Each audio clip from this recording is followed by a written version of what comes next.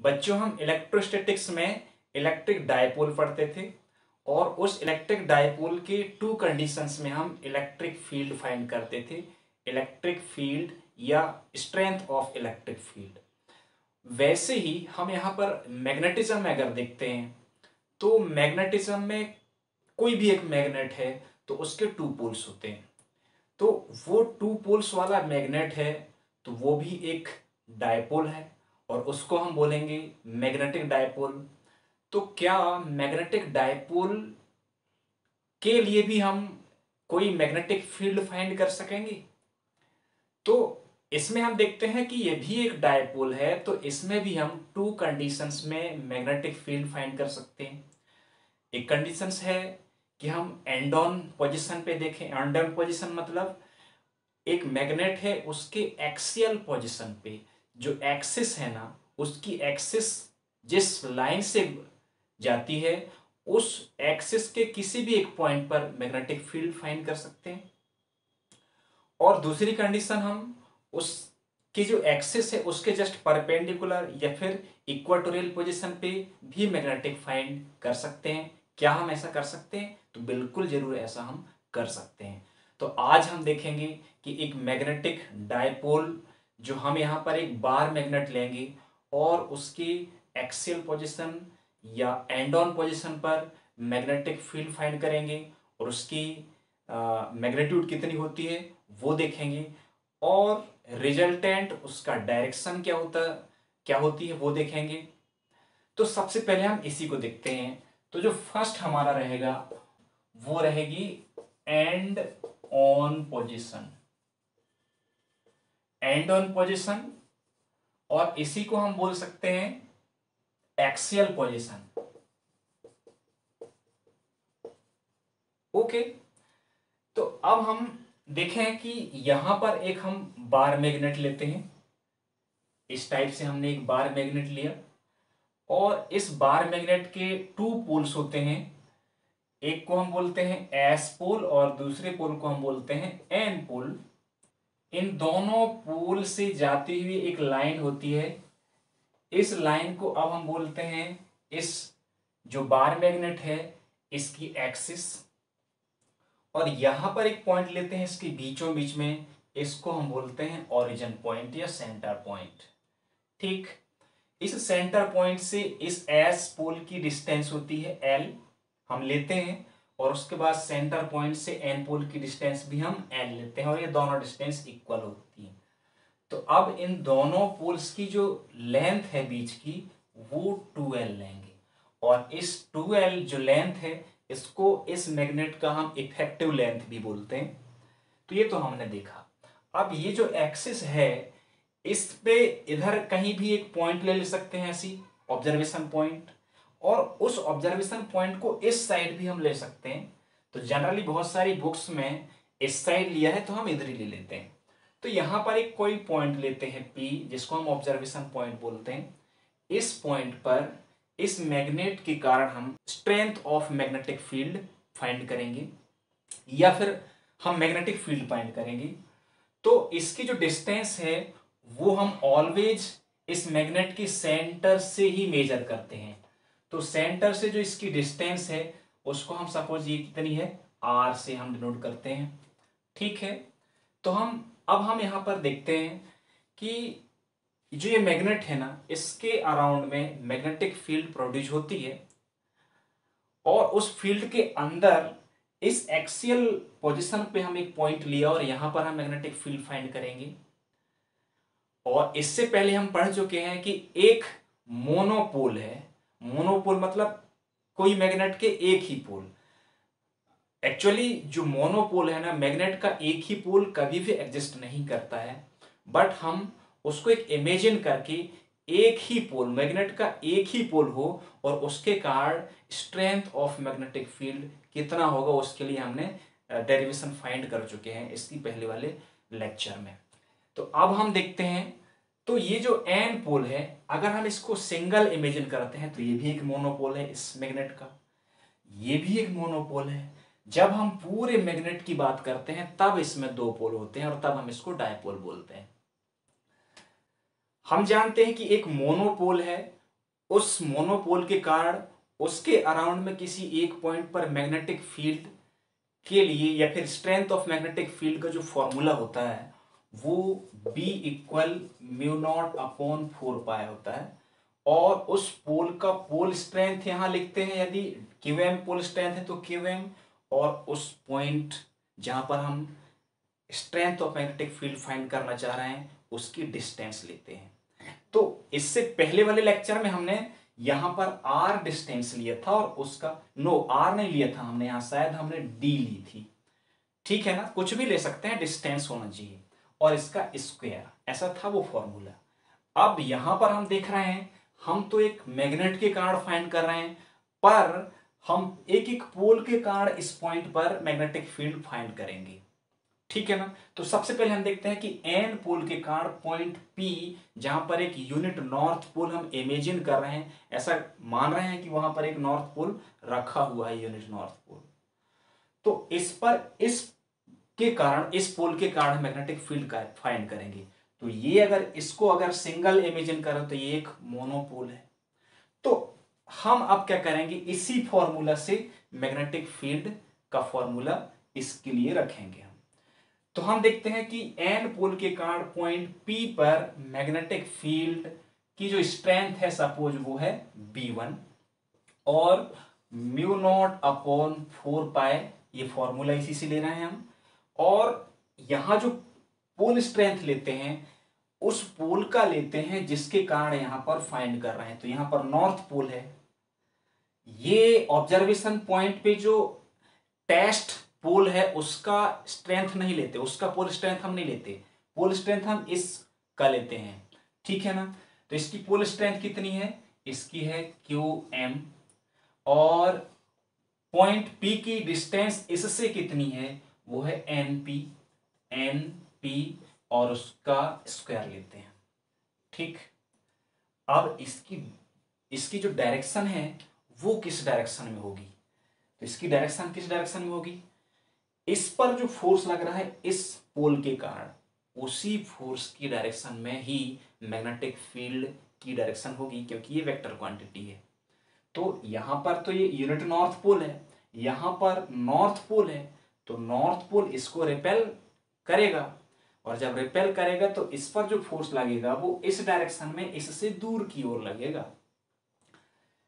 इस डायरेक्शन में फोर्स लगेगा तो इसी डायरेक्शन में मैग्नेटिक फील्ड की डायरेक्शन होगी। तो ये जो B की डायरेक्शन है B1 की, वो इस डायरेक्शन में होगी, उस डायरेक्शन में। बात इतनी समझ में आ रही है? ठीक है ना, अब हम इसकी वैल्यू रख सकते हैं। तो इसकी वैल्यू रखेंगे तो यहां पर हो जाएगी B1 म्यू नॉट अपॉन 4 पाई, पोल स्ट्रेंथ QM, ये है एन पोल का पोल स्ट्रेंथ, और इसकी डिस्टेंस अब लेंगे हम। यहां पर आप देख रहे हैं ये डिस्टेंस अभी तो मैंने यहां पर पहले से लिख दिया था, एक्चुअली वो NP की डिस्टेंस जो है ना, ये NP यहां पर पहले से नहीं दिया रहता है, पर ये डिस्टेंस पता है हमें, ये डिस्टेंस पता है, तो इससे ये डिस्टेंस तो फाइंड कर देंगे हम, इतने में से सब्ट्रैक्ट कर देंगे ये डिस्टेंस, तो ये वाली डिस्टेंस आ जाएगी। अब वो वाली डिस्टेंस कितनी है, वो वाली डिस्टेंस एक्चुअली है, वो वाली हम लेंगे OP माइनस ON, तब ये कितने के इक्वल होगा, NP के इक्वल। अब OP की वैल्यू तो है R, तो हम यहां पर क्या लिख देंगे, R माइनस, और ये ON की डिस्टेंस है L, तो NP की डिस्टेंस हो जाएगी R माइनस L, तो यहां पर लिख देंगे R माइनस L और उसका स्क्वायर। ठीक है ना, डायरेक्शन क्या लिखेंगे, यहां लिख सकते हैं डायरेक्शन, है यहां पर, चलो मैं यहां लिख देता हूं। तो इसकी जो डायरेक्शन होगी वो अलोंग N से P की ओर होगी, इधर इस डायरेक्शन में, ये हमने बता दिया है। तो यहां पर लिखेंगे हम NP डायरेक्शन, ऐसा। अब ये वैल्यू हमने रख दी। ठीक है, आगे हम क्या देख सकते हैं, इसको हम इक्वेशन फर्स्ट ले लेते हैं। अब इसके बाद बहुत इजी है, जैसे हम इलेक्ट्रोस्टैटिक्स में पढ़ते थे ना, बिल्कुल प्रोसेस वही है डायपोल के लिए, चाहे वो इलेक्ट्रिक डायपोल हो या फिर मैग्नेटिक डायपोल के कारण मैग्नेटिक फील्ड निकालना हो।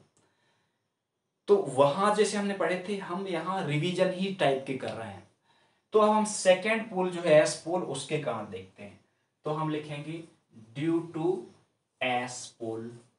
अब इसके कारण इस पॉइंट पर मैग्नेटिक फील्ड कितनी होगी, फिर यही फॉर्मूला से हम लिखेंगे और उसको हम लिखेंगे B2 और वो म्यू नॉट अपॉन 4 पाई और पोल स्ट्रेंथ। अब किसका पोल स्ट्रेंथ, इसका, क्योंकि इसी के कारण इस पर हम फाइंड कर रहे हैं।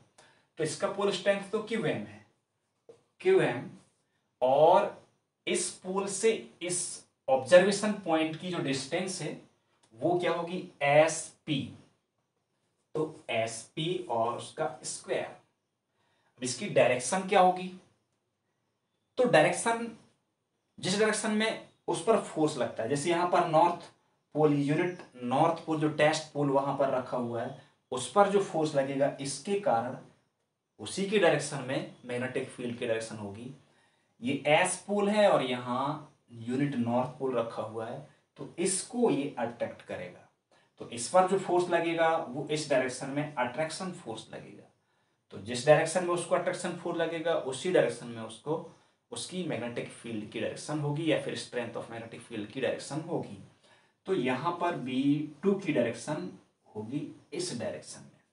ठीक है, ये हम लिख सकते हैं यहां अलोंग, ये किस डायरेक्शन में है, P से S की ओर, तो हम लिखेंगे यहां पर PS, ऐसा लिख सकते हैं ये। अब SP की वैल्यू रखेंगे। SP की वैल्यू कितनी है, हमको यहां से यहां तक की वैल्यू नहीं दी गई है, बट ये डिस्टेंस है और उसके बाद ये है।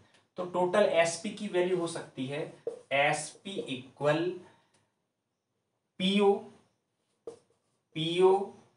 Plus OS। तो PO की है RL, तो SP की वैल्यू होगी R प्लस L। तो यहां पर हम वैल्यू रख देंगे। तो फिर B2 की वैल्यू हो जाएगी mu naught upon 4 pi QM upon, इसकी वैल्यू है R प्लस L और होल स्क्वायर। सपोज ये इक्वेशन है सेकेंड। तो इक्वेशन फर्स्ट और इक्वेशन कहां पर है फर्स्ट, इक्वेशन फर्स्ट कहां है, ये है, और इक्वेशन सेकेंड ये है। अब हम तो अलग अलग पोल के कारण निकाल लिए, अब हमें पूरे मैग्नेट के जो डायपोल है उसका net strength of magnetic field निकालेंगे। ठीक है, तो आप यहां पर देख रहे हैं इस डायग्राम में कि B1 की डायरेक्शन उस डायरेक्शन में है, B2 की डायरेक्शन इधर है। ये दोनों मैग्नेटिक फील्ड जो हैं इन दोनों की डायरेक्शन अपोजिट है, बट वो दोनों एक ही लाइन पे हैं, इसी लाइन पे, एक इधर और एक इधर, तो दोनों एक ही लाइन पे हैं। तो इन दोनों का रिजल्टेंट या फिर नेट मैग्नेटिक फील्ड कैसे फाइंड करेंगे, तो हम यहां पर देख रहे हैं कि इन दोनों का पोल स्ट्रेंथ इक्वल है, पर इससे इसकी डिस्टेंस कम है, इससे इसकी डिस्टेंस ज्यादा है। तो जो ज्यादा पास में है वो ज्यादा इसको इफेक्ट करेगा, इस पर ज्यादा फोर्स लगाएगा N पर, P पर, N पोल पर। तो इसके लिए, इसके कारण, N पोल के कारण इस पर मैग्नेटिक फील्ड एब्सोल्युटली ज्यादा रहेगा क्योंकि इसकी डिस्टेंस ज्यादा है। तो हम यहां पर मैग्नेटिक फील्ड जो है, नेट मैग्नेटिक फील्ड, उसको हम B से लिखेंगे, और ज्यादा मैग्नेटिक फील्ड है इसकी B1 की, और उससे हम सब्ट्रैक्ट करेंगे B2 को। ठीक है ना, तो अब इसका इफेक्ट ज्यादा है, तो जो नेट मैग्नेटिक फील्ड है इसकी डायरेक्शन इस ज्यादा की ओर ही होना चाहिए। तो जो नेट मैग्नेटिक फील्ड है डायपोल का वो इस डायरेक्शन में है, N से P की ओर, B की डायरेक्शन। ठीक है, ऐसी होगी, इसलिए हमने उसको पहले लिया है। अब यहां इनकी वैल्यू रख देंगे हम। तो यहां वैल्यू रखने पर B1 की वैल्यू कितनी है, ये है mu naught upon 4 pi QM upon R minus L whole square, minus, अब B2 की वैल्यू है ये mu naught upon 4 pi QM upon R plus L whole square. ठीक, इसमें देख रहे हैं हम कोई वैल्यू जो है सेम है, म्यू नॉट अपॉन 4 पाई और क्यू एम, इनको कॉमन ले सकते हैं। तो बी की वैल्यू होगी, इसमें कॉमन लेंगे म्यू नॉट अपॉन 4 पाई को और क्यू एम को, तो अंदर जो बचेगा वो है हमारा 1/r-l होल स्क्वायर, यहाँ 1/r+l होल स्क्वायर इतना बचेगा। इसको हम अरेंज करेंगे, इसको सॉल्व करेंगे, तो म्यू नॉट अपॉन 4 पाई वैसा ही रहेगा, और इसमें जो एलसीएम आएगा यहां से, ये r-l होल स्क्वायर और r+l whole square, sorry whole square, ऐसा एलसीएम आएगा। जब ऐसा समझ में ना आए ना, तो ऐसे प्रॉब्लम्स को सॉल्व करना हो तो इससे इसका मल्टीप्लाई कर देना एलसीएम के लिए, और ऊपर इससे इसका क्रॉस मल्टीप्लाई करना, और बाद में इससे इसका क्रॉस मल्टीप्लाई करना। तो इससे इसका क्रॉस मल्टीप्लाई करेंगे तो हमारे पास r+l का होल स्क्वायर आएगा, बीच में माइनस है तो माइनस लिखेंगे, इसका इससे क्रॉस मल्टीप्लाई करोगे तो r-l और उसका होल स्क्वायर आएगा। आगे हम देखते हैं resultant magnetic field mu naught upon 4 पाई क्यू एम, और अंदर क्या होगा, इसका एक्सपेंशन करेंगे हम, तो एक्सपेंशन क्या होगा उसका, देखें r+l का होल स्क्वायर, इसका एक्सपेंशन हो जाएगा r²+l²+2rl, और ये माइनस है। उसके बाद इसका एक्सपेंशन r-l का होल स्क्वायर जो है, उसका एक्सपेंशन होगा r²+l²-2rl, ठीक है। और नीचे ये होगा r-l whole square r+l whole square, ये हुआ। या फिर हम इसको क्या लिख सकते हैं, b equal mu naught upon 4 पाई क्यू एम ब्रैकेट, इसको सॉल्व कर देते हैं, यहां पर जो ब्रैकेट लगा हुआ है, तो r²+l²+2rl माइनस, यहां माइनस है और इसके अंदर प्लस है, तो माइनस प्लस का minus multiply, r² minus plus minus l² minus into minus plus 2rl, और नीचे r-l whole square r+l whole square, ये हो जाएगा इक्वल म्यू नॉट अपॉन 4 पाई क्यू एम। अब देख रहे हैं यहां पर ये प्लस में है r², ये माइनस में है r² कैंसल, l² प्लस में, माइनस में l² कैंसल, ये भी प्लस में और ये भी प्लस में, तो दोनों ऐड हो जाएंगे, तो यहां पर क्या हो जाएगा, यहां पर एक 2rl ये है और दूसरा 2rl ये है, तो यहां कितने हो जाएंगे, 2rl हो जाएंगे, ठीक है ना। अब नीचे क्या होगा, यहां पर आप देख रहे हैं r-l और यहां r+l, हम 10th और 9th में या फिर 8th में पढ़ते थे a+b into a-b equal a²-b², वहां पर हम देखते थे, वैसा ही फॉर्मूला में कन्वर्ट करेंगे तो ये कितना हो जाएगा, इसका अंदर का और इसके अंदर का हो जाएगा r²-l², अब दोनों में स्क्वायर है तो यहां रख दो यहां स्क्वायर, तो ये इसका शॉर्ट हो गया इतना।